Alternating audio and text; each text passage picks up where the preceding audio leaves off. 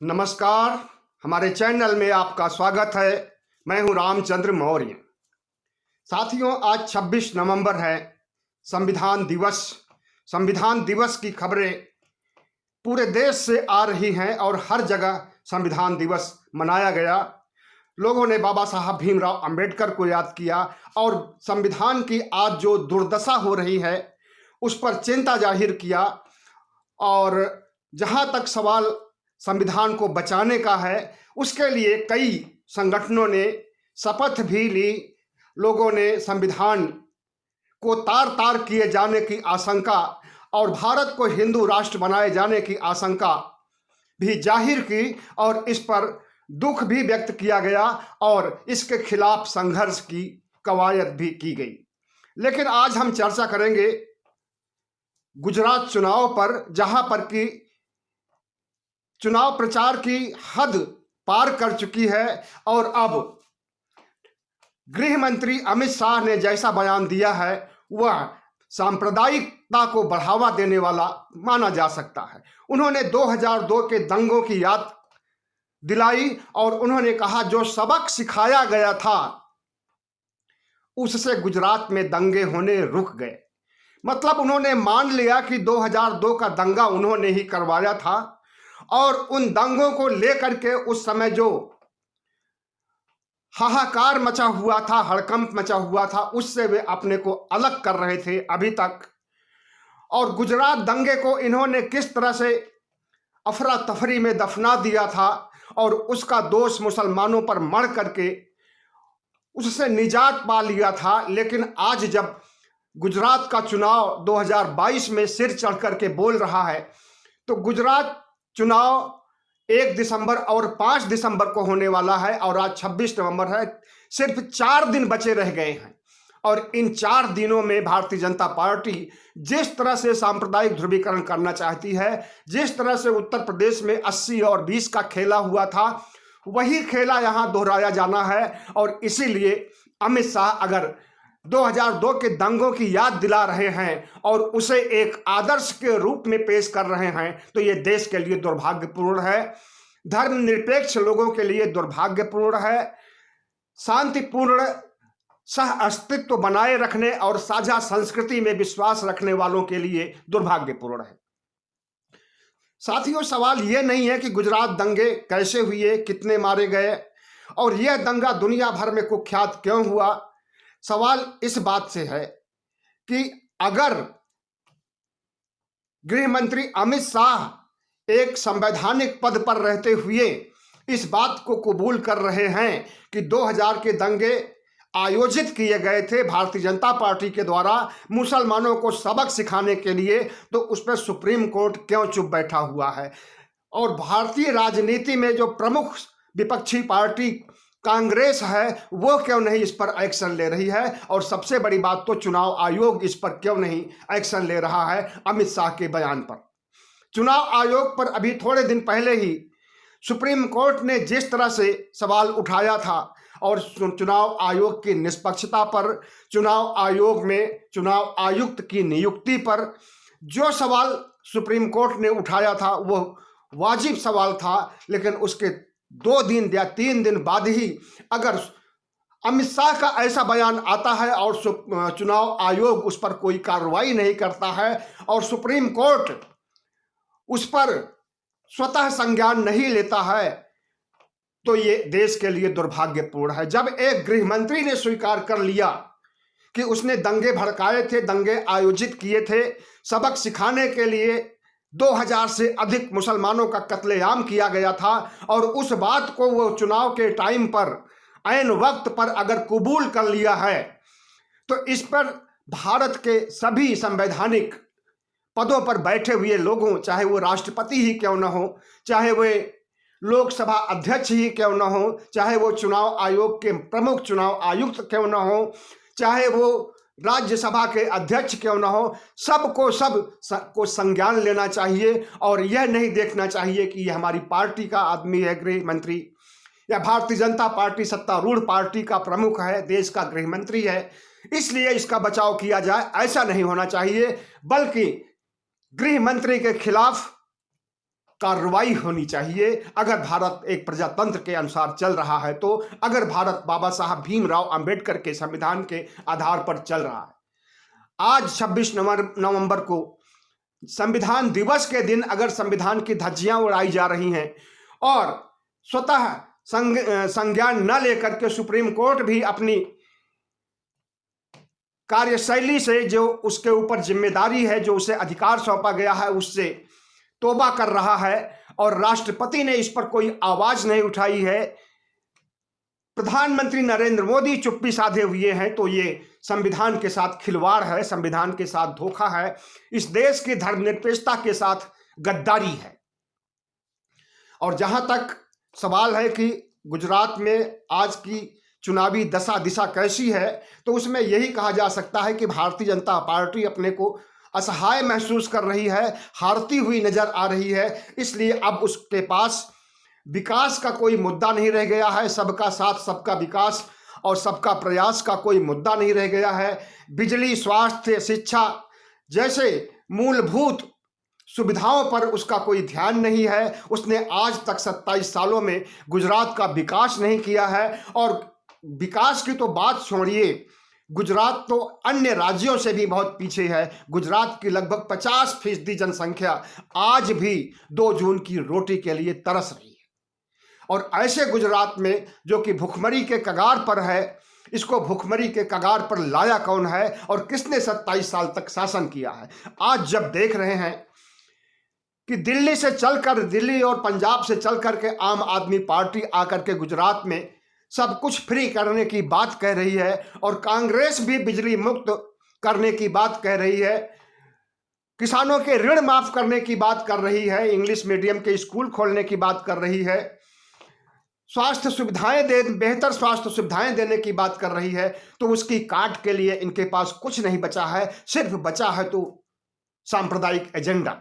और वो सांप्रदायिक एजेंडा आज का नहीं बल्कि 20 साल पहले का ऐसा सांप्रदायिक एजेंडा जिस पर के तत्कालीन प्रधानमंत्री अटल बिहारी वाजपेयी ने कहा था कि नरेंद्र मोदी को राजधर्म निभाना चाहिए। गुजरात के मुख्यमंत्री ने राजधर्म को नहीं निभाया है, राष्ट्र धर्म को नहीं निभाया है। इन्होंने एक तरफा और सौतेला व्यवहार किया है।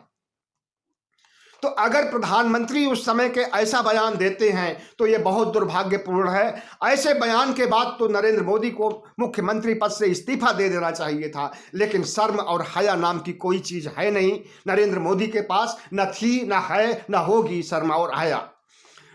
ऐसे में उन्होंने जिस तरह से अपना बचाव किया था और जिस तरह से भारतीय जनता पार्टी के वरिष्ठ नेता लाल कृष्ण आडवाणी, जिनके के ये शिष्य माने जाते हैं, अपने गुरु को भी चारों खाने चित्त करके और भारत के प्रधानमंत्री बनने के लिए कारपोरेट का जिस तरह से सहारा लेकर के नरेंद्र मोदी ने लोगों को सब्जबाग दिखा करके 15 लाख रुपए का अच्छे दिन आएंगे, सबका साथ सबका विकास, स्मार्ट सिटी वगैरह वगैरह, इनकी योजनाओं की तो एक फहरिस्त है जो इन्होंने सब्जबाग दिखाए थे। इन जुमलों के आधार पर इन्होंने सत्ता तो हासिल कर लिया और इन्हीं जुमलों को इन्होंने 2019 में भी फिर से उठा करके और अच्छे दिन लाने की बात कह करके फिर से सत्ता हासिल कर लिया। लेकिन आज जिस मुकाम पर भारतीय जनता पार्टी है, पूरे देश में उसकी छीछा लेदर हो रही है। पूरे देश में महंगाई को लेकर के, बेरोजगारी को लेकर के, सांप्रदायिक ध्रुवीकरण से उपजे हालात को लेकर के जिस तरह से भारतीय जनता पार्टी की किरकिरी हो रही है और जिस तरह से भारतीय जनता पार्टी के खिलाफ माहौल बन रहा है, उससे यही लगता है कि नरेंद्र मोदी बौखला गए हैं, अमित शाह बौखला गए हैं और इस देश के विपक्ष दल, जो कि एक महत्वपूर्ण भूमिका निभानी चाहिए कांग्रेस को यहाँ पर, वह अपने भारत जोड़ो यात्रा पर पूरा फोकस कर रही है। सिर्फ अशोक गहलोत को लगा दिया गया है यहाँ का प्रभारी बना करके गुजरात चुनाव जीतने के लिए। और अगर राहुल गांधी ने ये यहाँ पर पूरे 30 सितंबर तक चुनाव प्रचार किया होता तो उसका परिणाम कुछ और होता, लेकिन वो आए और खाना पूर्ति करके 2 दिन में ही लौट गए।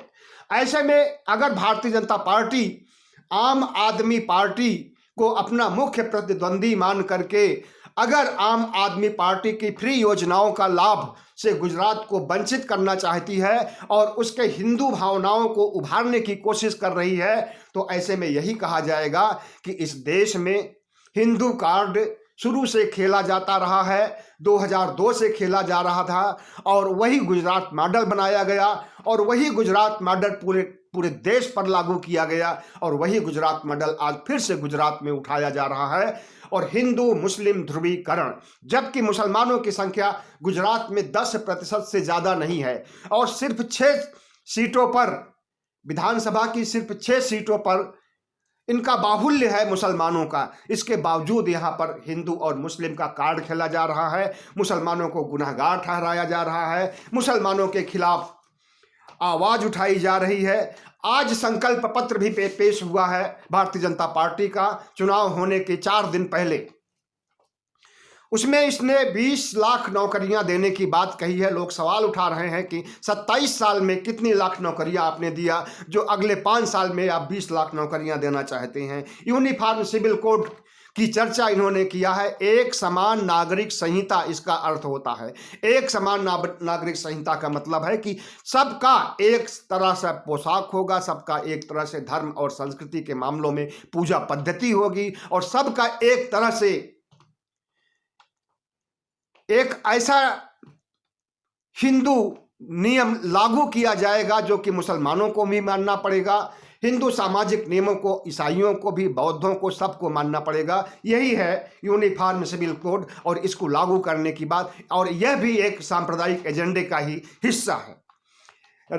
एंटी रेडिकलाइजेशन सेल बनाने की बात भारतीय जनता पार्टी ने कही है। आजकल जो अंबेडकरवादियों और दलित बहुजन ने मिल करके एक बहुजन समाज को विकसित करने के लिए, बहुजन समाज को राजनीति की और समाज की मुख्य धारा में लाने के लिए जो प्रयास किया है, उसके तहत जो आंदोलन हो रहे हैं, उन आंदोलनकारियों को शांत करने के लिए, नक्सलवादी आंदोलन को खत्म करने के लिए, कम्युनिस्ट आंदोलन को खत्म करने के लिए और भारतीय जनता पार्टी और इसकी संघ की विचारधारा को छोड़ करके जितनी भी विचारधाराएं हैं सबको नेस्तनाबूद करने के लिए, सभी विचारधाराओं को रौंदने और कुचलने के लिए इन्होंने एंटी रेडिकलाइजेशन सेल की स्थापना की है।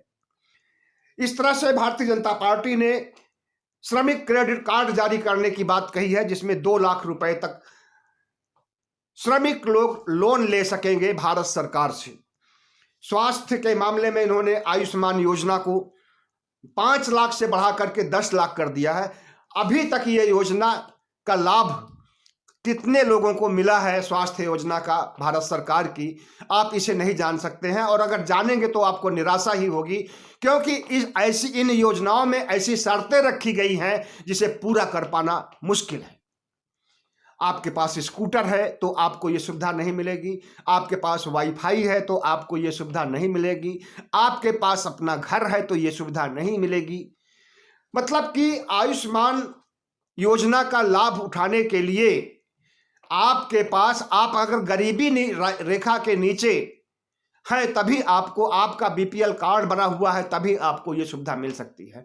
और जिनका बीपीएल कार्ड बना है उनके अंदर इतनी चेतना ही नहीं है, इतनी जानकारी ही नहीं है कि उन्हें आयुष्मान योजना से लाभ मिल सकता है।